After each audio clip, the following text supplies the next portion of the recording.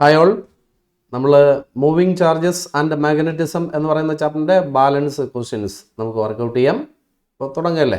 അപ്പോൾ ആദ്യത്തെ question simple question ആണ്, വായിച്ചു നോക്കൂ. A thick current carrying cable of radius R carries current I uniformly distributed across its cross section.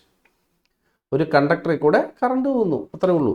അത് യൂണിഫോമായിട്ടാണ് current പോകുന്നത്, യൂണിഫോമായിട്ടാണ് കയറി പോകുന്നത്. Variation of magnetic field with distance, ഇത് നമ്മൾ സ്ട്രെയിറ്റ് പഠിച്ചല്ലേ. Variation of magnetic field with distance എത്ര എന്നാണ്.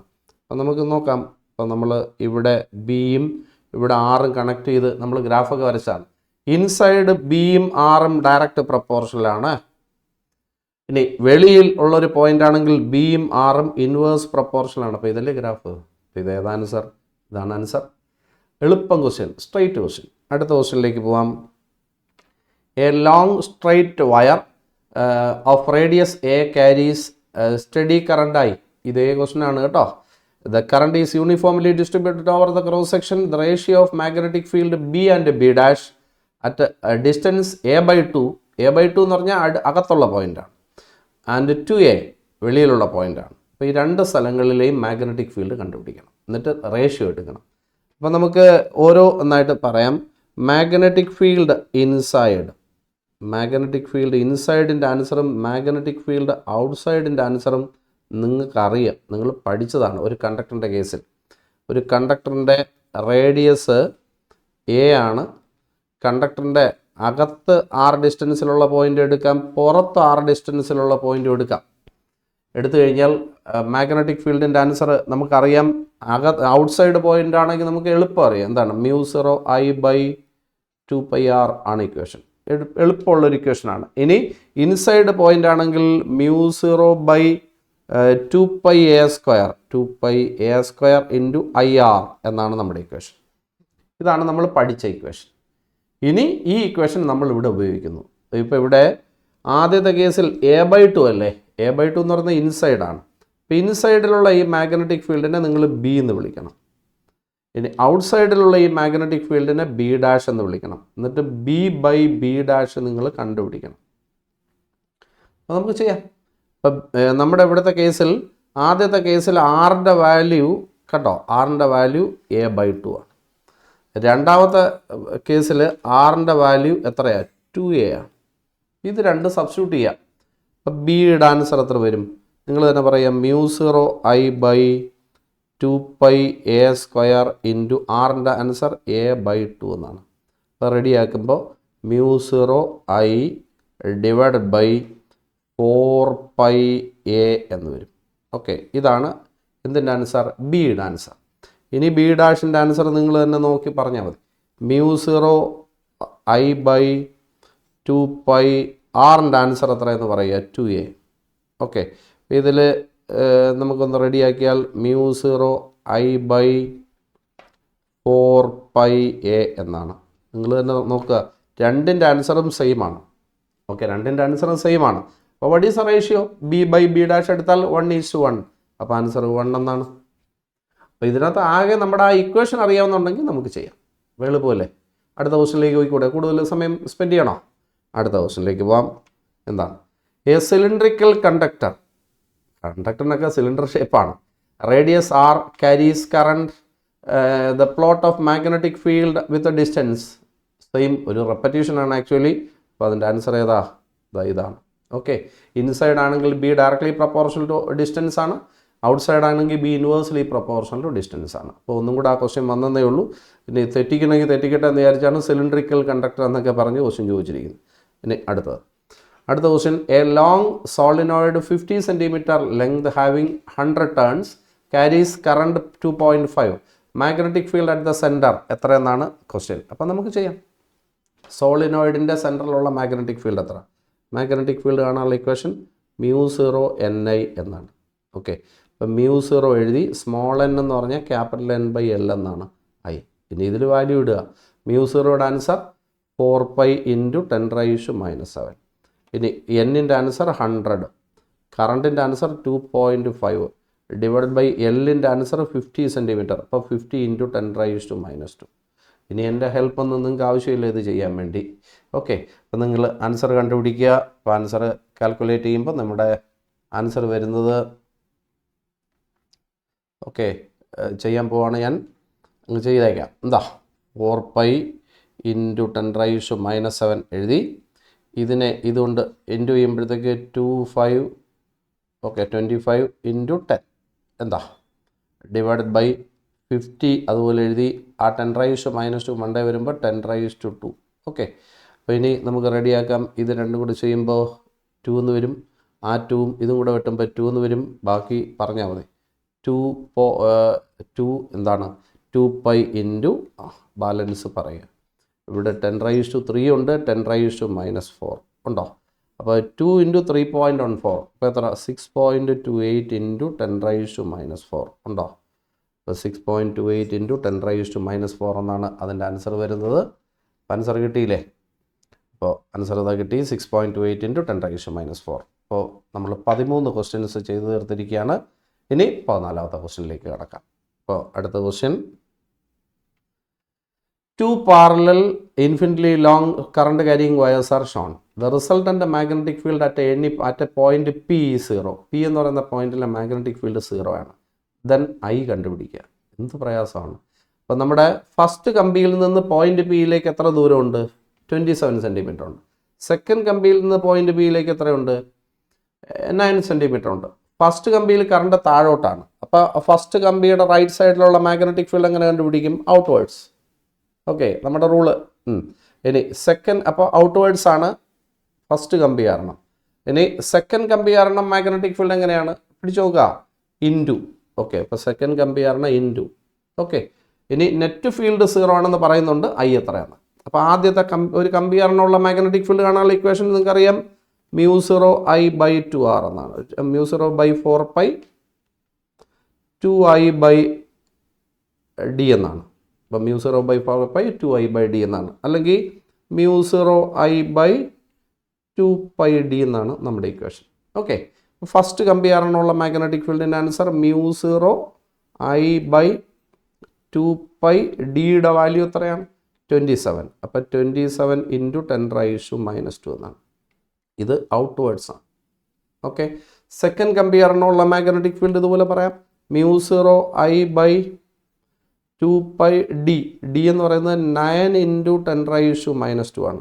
ഇത് ഇൻറ്റു ആണ്. ഓക്കെ, ഇതിൽ ഏത് ഫീൽഡാണ് വലുതെന്ന് നോക്കാൻ വലിയ പ്രയാസമുണ്ടോ? ഡിനോമിനേറ്റർ വലുതാണെങ്കിൽ ആൻസർ ചെറുതായി. ഇപ്പോൾ ഇത് സ്മോൾ ആൻസറാണ്, ഇത് ബിഗ് ആൻസറാണ്. അപ്പം നെറ്റ് ഫീൽഡ് എങ്ങനെ കണ്ടുപിടിക്കും? നെറ്റ് ഫീൽഡ് കാണാൻ വലുതിൽ നിന്ന് ചെറുത് മൈനസ് ചെയ്യുക. രണ്ടിലും കോമൺ ഉള്ളത് വെളിയിലെടുക്കാം. μ0I/2π × 10⁻⁻2 ആണ് കോമൺ. ബാലൻസ് പറയുക 1/9 - 1/27.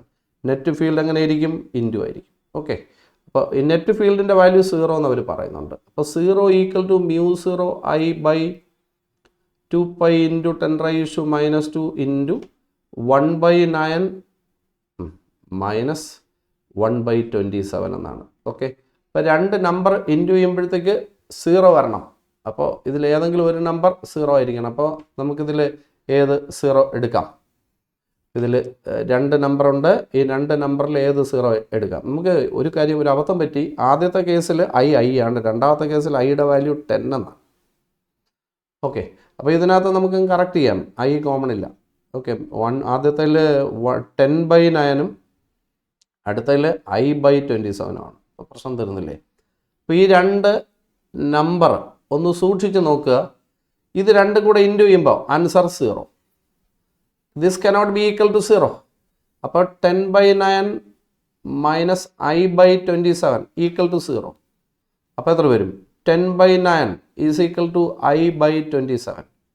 അപ്പോൾ ഇതിൽ നിന്ന് I എങ്ങനെ കണ്ടുപിടിക്കും? I is equal to 10 × 27 divide by 9. അപ്പോൾ 30 എന്ന് വരില്ലേ? അപ്പോൾ 30 എന്ന് ആൻസർ ഉണ്ടോ? അതാവുണ്ട്. അപ്പോൾ 30 എന്നാണ് ആൻസർ. അപ്പോൾ പ്രയാസപ്പെടാനുണ്ടോ? നമ്മുടെ ആകെ ഉള്ള ഇക്വേഷൻ μ0I/2πd അത് തന്നെയാണ് ഇക്വേഷൻ. ആദ്യത്തെ I, രണ്ടാമത്തെ I, ആദ്യത്തെ D എന്ന് പറയുന്നത് 27, രണ്ടാമത്തെ D എന്ന് പറയുന്നത് 9. ഇനി ആദ്യത്തെ I എന്ന് പറയുന്നത് I, രണ്ടാമത്തെ I എന്ന് പറയുന്നത് 10. ഓക്കെ, അപ്പം നെറ്റ് ഫീൽഡ് കാണാൻ വലുതിൽ നിന്ന് ചെറുത് മൈനസ് ചെയ്യുക. അപ്പോൾ ചെയ്ത് കഴിയുമ്പോഴത്തേക്ക് നമുക്ക് ഇത് എന്ത് വരും, ഇത് ഒരിക്കലും 0 വരില്ല, അപ്പോൾ ഇത് 0 ആയിരിക്കും. അപ്പോൾ എഴുതി ഇതിനെ റീഅറേഞ്ച് ചെയ്യുമ്പോൾ you can get the value of I. ബുദ്ധിമുട്ടുണ്ടോ? അടുത്ത ക്വസ്റ്റ്യനിലേക്ക് പോയിക്കൂടെ? ഇപ്പം എന്താണ്? The force between parallel current carrying wires is independent of. 2 wires ഉണ്ട്, അപ്പോൾ രണ്ടിലും കറണ്ട് പോകുന്നു. എന്താണ് ഫോഴ്സ് ബിറ്റ്വീൻ ദം? എങ്ങനെയാണ് ഫോഴ്സ് കണ്ടുപിടിക്കാനുള്ള? എങ്ങനെയാണ്? ഫോഴ്സ് പെർ യൂണിറ്റ് ലെങ്ത് ആണെങ്കിൽ നമുക്ക് ഇക്വേഷൻ അറിയാം. F/L എന്ന് പറയുന്നത് μ0/4π 2I1I2 / d എന്നാണ്. ഇതിവിടെ വെച്ചാൽ ഫോഴ്സിൻ്റെ ആൻസറായി. μ0/4π 2I1I2 / d × L എന്നായി. ഓക്കെ, ഇനി ഫോഴ്സ് എന്തിനെ ഡിപ്പെൻഡ് ചെയ്യുന്നില്ല? ഡിസ്റ്റൻസിനെ ഡിപ്പെൻഡ് ചെയ്യുന്നുണ്ട്, ലെങ്ത് ഓഫ് വയറിനെ ഡിപ്പെൻഡ് ചെയ്യുന്നുണ്ട്, കറൻസിൻ്റെ മാഗ്നിറ്റ്യൂഡിനെ ഡിപ്പെൻഡ് ചെയ്യുന്നുണ്ട്. അപ്പോൾ റേഡിയസ് ഓഫ് വയറിനെ ഡിപ്പെൻഡ് ചെയ്യുന്നില്ല, കാരണം ഇക്വേഷനകത്ത് റേഡിയസ് വരുന്നില്ല. അപ്പോൾ ആൻസർ ഏതാ? ഇതാണ് ആൻസർ. ഓക്കെ, അപ്പോൾ ഡി ആണ് അതിൻ്റെ ആൻസർ. അടുത്ത ക്വസ്റ്റ്യനിലേക്ക് പോവാം. അടുത്ത ക്വസ്റ്റ്യൻ വായിച്ചേ. Relation between magnetic moment and angular velocity. ഒരു പ്രയാസവും ഇല്ല. മാഗ്നറ്റിക് മൊമെൻ്റ് എന്ന് പറഞ്ഞാൽ എം, ആംഗുലാർ വെലോസിറ്റി എന്ന് പറഞ്ഞാൽ ഒമേഗ. ഇവർ തമ്മിൽ എന്താണ് ബന്ധം? അപ്പോൾ നമുക്ക് നോക്കാം. എം കാണാനുള്ള ഇക്വേഷൻ എന്താണ്? അറിഞ്ഞൂടെ? ഐ എ നമ്മുടെ ഇക്വേഷൻ. ഇനി നമുക്ക് എം എന്ന് പറഞ്ഞാൽ എന്താണ്? ഐ കറണ്ട് എന്ന് പറഞ്ഞാൽ charge by time into A. Okay, പ്രയാസമില്ല. ഇനി നമുക്ക് അറിയാമെന്നുള്ളൊരു കാര്യം, ഒമേഗ എന്ന് പറഞ്ഞാൽ 2π ന്യൂ ആണ്. അപ്പോൾ ഒമേഗ എന്ന് പറഞ്ഞാൽ 2π × ന്യൂ എന്ന് പറഞ്ഞാൽ 1/t ആണ്. അപ്പോൾ ഇതിനകത്ത് നിന്ന് ഇതിനെ ഇവിടെ വെച്ചാൽ ω/2π = 1/t എന്ന് എഴുതാം. അപ്പോൾ നമ്മുടെ എമ്മിൻ്റെ ആൻസർ എന്ത് വരും? QA × 1/t എന്നാണ്. അപ്പോൾ QA × ω/2π എന്നാണ്. വളരെ വളരെ ക്ലിയർ ആണ്. എം പ്രപ്പോർഷണൽ ടു ഒമേഗയാണ്. ഇതൊരു കൊച്ചു ക്വസ്റ്റ്യൻ അല്ലേ? ഓപ്ഷൻ ഇതായിരിക്കുന്നു. അപ്പോൾ എം പ്രപ്പോർഷണൽ ടു എന്താണ്? ഒമേഗ എന്നാണ്. അപ്പോൾ നമ്മളിപ്പോൾ 16 ക്വസ്റ്റ്യൻസ് ആണ് ഇപ്പോൾ കംപ്ലീറ്റ് ചെയ്തത്. ഇനി 17ാമത്തെ ക്വസ്റ്റ്യനിലേക്ക് പോവാണ്.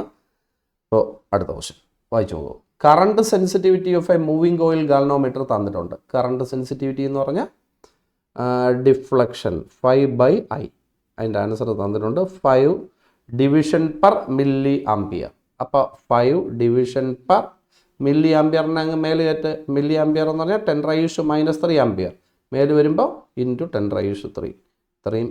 ഓക്കെ, പെർ ആംപിയർ ഇട്ടു. ഇനി എന്താ വേണ്ടേ? Voltage sensitivity 5 voltage. വോൾട്ടേജ് എന്ന് പറഞ്ഞാൽ IR എന്നാണ്. ഓക്കെ, ഇതിൻ്റെ ആൻസർ എത്രയാണ്? 20 ആണ്. അങ്ങനെയാണെങ്കിൽ R എത്രയെന്നാണ് ക്വസ്റ്റ്യൻ. അപ്പോൾ നമ്മളെങ്ങനെ കണ്ടുപിടിക്കും? ഫസ്റ്റിനെ സെക്കൻഡ് കൊണ്ട് ഡിവൈഡ് ചെയ്യുക. അപ്പോൾ രണ്ടിലും കോമൺ ആയിട്ടുള്ളത് 5/I ആണ്. അതങ്ങ് കട്ട് ചെയ്തു പോവും.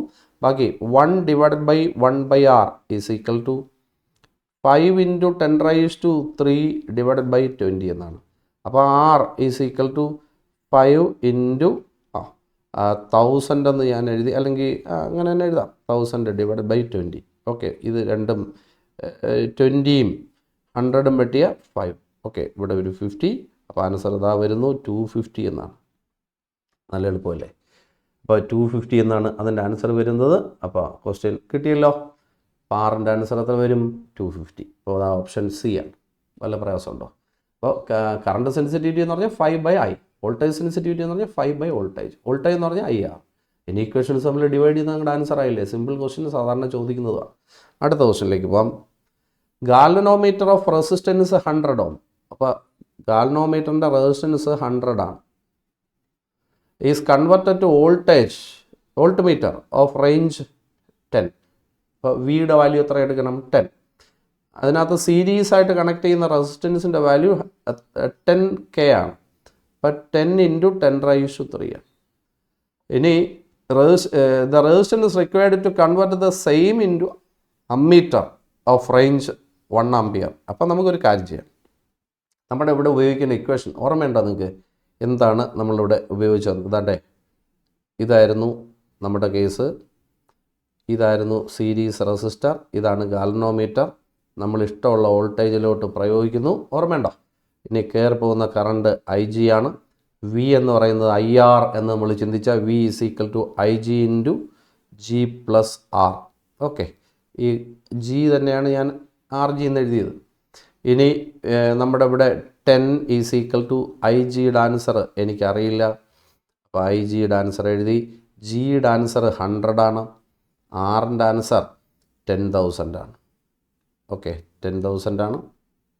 അപ്പോൾ 10 is equal to I G into 10,100. Okay, അപ്പോൾ ഐ ജി ഈക്വൽ ടു എത്ര വരും? 10 ബൈ ഇതാണ്. ഓക്കെ, അപ്പോൾ 10 ഡിവൈഡഡ് ബൈ ഇതിനെ നമുക്ക് 10,000 എന്ന് അപ്രോക്സിമേഷൻ ചെയ്യാം. എന്താ, അപ്പോൾ ഇത് വെട്ടിപ്പോകുമ്പോൾ ഇങ്ങനെ വരും. അപ്പോൾ 1/1000 1/1000 എന്നാണ് അല്ലേ? 1/1000 1/10 ആകുമ്പോൾ 0.1. അപ്പോൾ 1/100 ആകുമ്പോൾ 0.01. അപ്പോൾ അല്ലെങ്കിൽ നമുക്ക് 1 × 10⁻⁻3. അപ്പോൾ ശല്യമില്ലല്ലോ, ഇങ്ങനെ എഴുതി. അപ്പോൾ ഐ ജിയുടെ ആൻസറായി. ഇനി എന്താണ് വേണ്ടത്? ഈ ഗാൽനോമീറ്ററിനെ അമ്മീറ്റർ ആക്കി മാറ്റണം. എന്നിട്ട് 1 ആംപിയർ കറണ്ട് അളക്കണം. അപ്പോൾ ഗാൽനോമീറ്ററാണ്. അതിനെ അമ്മീറ്റർ ആക്കി മാറ്റാൻ വേണ്ടി ഷണ്ട് പാരലായിട്ട് പിടിപ്പിക്കും. ഓക്കെ, ഷണ്ട് പാരലായിട്ട് പിടിപ്പിക്കും. ഈ ഷണ്ട് എത്ര എന്നാണ് ചോദ്യം. നിങ്ങൾ ഐ എന്ന് പറഞ്ഞ കറണ്ട് കയറ്റി വിട്ടാൽ ഐ ജി ഇതിൽ കൂടെ പോവും. ബാക്കി വരുന്ന കറണ്ട് I - IG ഇതിൽ കൂടെ പോകുന്നൊക്കെ നിങ്ങൾക്കറിയാം. ഇനി ഷണ്ടിൻ്റെ വാല്യൂ കണ്ടുപിടിക്കാൻ എന്താണ് equation? IgG by I - IG എന്നാണ് നമ്മുടെ ഇക്വേഷൻ. നമുക്കറിയാം. ഇപ്പോൾ shunt is equal to I ജിയുടെ വാല്യൂ എവിടെയോ കണ്ടുപിടിച്ച് നമ്മൾ വെച്ചിട്ടുണ്ട്, 10⁻⁻³ എന്ന്. ഓക്കെ, ഇൻറ്റു ജിയുടെ വാല്യൂ നമ്മുടെ ഇവിടെ ഉണ്ട് 100. Okay, divided by I - IG. നിങ്ങൾ I - IG നിങ്ങൾ എത്ര ആംപിയർ കറണ്ടാണ് കയറ്റുന്നത്? 1 ആംപിയർ അല്ലേ? അപ്പോൾ 1 - IG വാല്യൂ ഇവിടെ എവിടെയോ ഉണ്ട്. അപ്പോൾ 10⁻⁻3 10⁻⁻3 എന്ന് ഞാൻ എഴുതാം. അപ്പോൾ മേളിൽ ഇൻറ്റു ഇതെടുക്കുമ്പോൾ 10⁻⁻1 എന്ന് വരും. ഓക്കെ, ഡിവൈഡഡ് ബൈ 1 - 10⁻⁻3 എന്ന് പറഞ്ഞാൽ 1/1000. അപ്പോൾ 1/1000 എന്ന് പറയുമ്പോൾ 1/100 0.1. അപ്പോൾ 0.001 അടിക്കരുത്. അപ്പോൾ 10⁻⁻1 അതുപോലെ എഴുതി. ഡിവൈഡ് ബൈ 1ൽ നിന്ന് 0.001 മൈനസ് ചെയ്യുമ്പോൾ അപ്രോക്സിമേറ്റ്ലി 1 തന്നെ വരും. ഓക്കെ, അപ്പോൾ അപ്രോക്സിമേറ്റ്ലി 1 തന്നെ വരും. അപ്പോൾ ഇതിനെ നമുക്ക് 1/10 എന്ന അപ്രോക്സിമേഷൻ എഴുതാം. അപ്പോൾ 0.1 എന്നാണ് ഇതിൻ്റെ ആൻസർ വരുന്നത്. അപ്പോൾ ഡി ആണ് ഇതിൻ്റെ ആൻസർ വരുന്നത്. ഓക്കെ, ഓപ്ഷൻ ഡി ആണ്. ചെറുതായിട്ടൊന്ന് ബുദ്ധിമുട്ടേണ്ടി വരും, കാരണം ഇത് അപ്രോക്സിമേഷനൊക്കെ ചെയ്താലേ ആൻസർ കിട്ടും. ഭയങ്കര പാടൊന്നുമില്ല. ഫസ്റ്റ് കേസ് ഗാൽനോമീറ്ററിനെ വോൾട്ട്മീറ്റർ ആക്കുന്നു. അപ്പോൾ ഹൈ റെസിസ്റ്റൻസ് സീരീസ് ആയിട്ട് കൊടുക്കും. അപ്പോൾ ആ കൺസെപ്റ്റ് വെച്ചിട്ട് ഐ ജി കണ്ടുപിടിക്കുന്നു. ഇനി സെക്കൻഡ് കേസിൽ ഷണ്ടിൻ്റെ വാല്യൂ എത്ര എന്നാണ് ക്വസ്റ്റ്യൻ. ഷണ്ട് കാണാനുള്ള ഇക്വേഷൻ സ്ട്രൈറ്റ് അറിയാം, അതിൽ വാല്യൂ ഇടണം. ഇട്ട് കഴിഞ്ഞാൽ പിന്നെ അവിടെ ഒരു ചെറിയ അപ്രോക്സിമേഷൻ നടത്തണം. അത് ഓർത്ത് വെച്ചില്ലെങ്കിൽ നമുക്ക് ആൻസർ അതിനകത്തുള്ളത് കിട്ടത്തില്ല. ഓക്കെ അല്ലേ? അടുത്ത ക്വസ്റ്റ്യനിലേക്ക് പോയിക്കൂടെ? അപ്പോൾ ക്വസ്റ്റ്യൻ നമ്പർ 19 ആണ്, വായിച്ചു നോക്കുക. എന്താണ്? Galvanometer of resistance 30 Ω. അപ്പോൾ RG എന്നോ G എന്നോ എഴുതാം. അത് 30. Connected to a battery of EMF 2 volt then and 1970 ohm in series.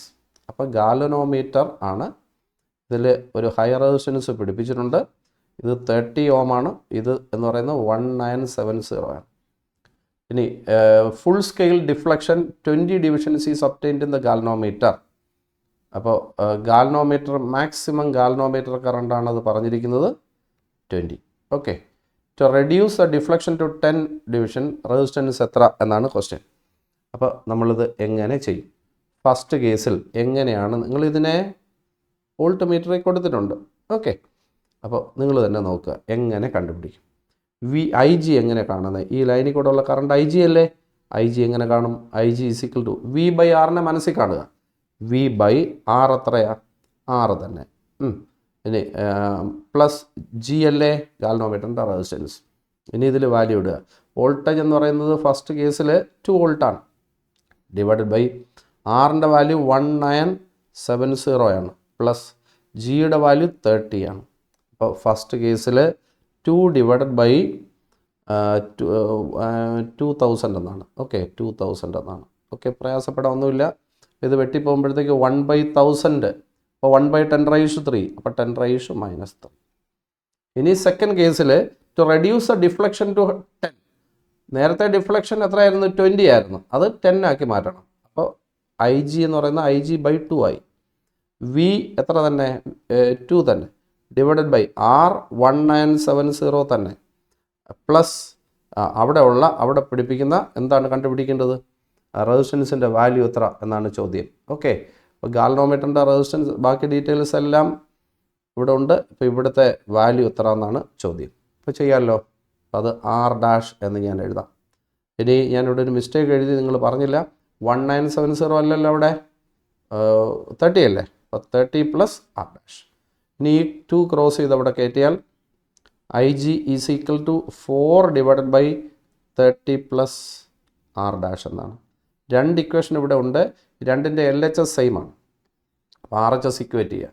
അപ്പോൾ 4 ഡിവൈഡഡ് ബൈ 30 + R' = എന്താണ് 10⁻³ എന്ന് പറഞ്ഞാൽ 1/1000. ഓക്കെ, അപ്പോൾ ഇൻറ്റു ചെയ്യാം. 4000 = 30 + R'. അപ്പോൾ R' = 4000 മൈനസ് എത്ര 4000 മൈനസ് 30 എത്ര വരും 0. ഇനി 6. ഇനി അടുത്തത് എത്ര വരും 7 അല്ലേ.